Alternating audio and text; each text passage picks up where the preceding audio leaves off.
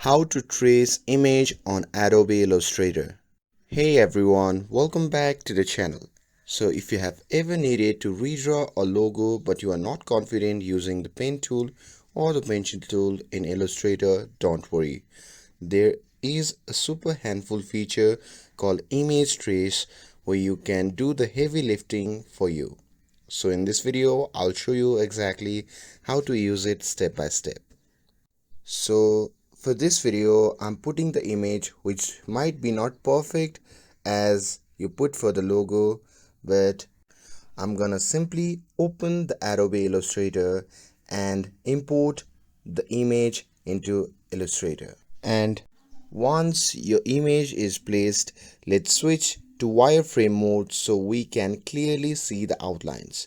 To do that, simply press Command plus Y, and once you're done with that, grab your selection tool and click on the image to select it.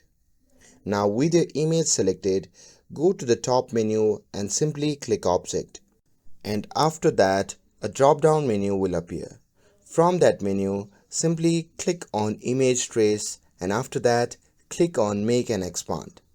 And once you click on that, Illustrator will now convert your image into vector paths. Now next, you might notice there is a white background or box still sitting behind your image. So let's get rid of that. So switch to Direct Selection tool. That's the white arrow in your toolbar. So you can click anywhere outside to deselect everything and then carefully select only the white box. Now hit delete on your keyboard to remove it. Now, after that, you can switch back to the selection tool and select the logo shapes, and now it's time to add some colors. Since the default trace gives us black and white shapes, we'll open up the color panel by going to the window, and from the drop down menu you can simply click on color. As you can see, I have already selected the color.